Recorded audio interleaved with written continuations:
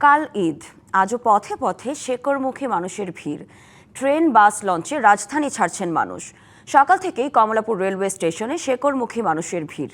একে একে বিভিন্ন গন্তব্যে প্ল্যাটফর্ম ছেড়ে যাচ্ছে ট্রেন। টিকিট হাতে নির্দিষ্ট ট্রেন খুঁজতে স্টেশন জুড়েই যাত্রী চাপ। ট্রেনের ছাদে যাত্রী ওঠা ঠেকাতে রেলওয়ে কর্তৃপক্ষ ও আইনশৃঙ্খলা বাহিনীর সদস্যদের তৎপরতা দেখা গেছে। অন্যদিকে ভোর থেকেই রাজধানী ছাড়ছে একের পর এক বাস। টার্মিনালে এসে টিকিট না পাওয়া ও বাড়তি ভাড়া নেওয়ার অভিযোগও আছে যাত্রীদের।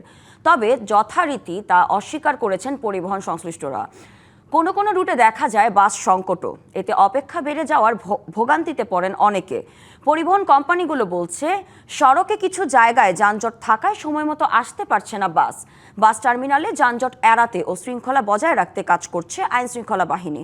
প্রায় একই চিত্র সদরঘাট লঞ্চ টার্মিনালেও। গন্তব্যের দিকে ছুটছেন সবাই।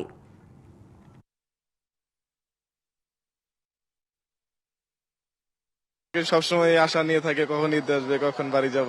Already 40 minute loss. নগদ নিয়ে এলো হার নামানা হার অফার।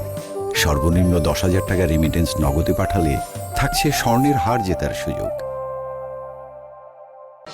তারপরে দেখি কতক্ষণে ঢুকে তারপরে আমরা উঠতে পারি। মানুষের অনেক ভিড়, অনেক ধাক্কাধাক্কি করে হয়তো ট্রেনে ওঠা লাগতে পারে। কাউন্টারে মানে নাই মানে মাস্টার নাই গিয়া বলতেছে গাড়ি নাই, কারণ ভাড়া অতিরিক্ত মানে লুকায় ভাবে একটু ভাড়া বেশি নিতে আছে। 12 জন মানুষ আছি, কোনো টিকিট পাই নাই, সিটও পাই নাই।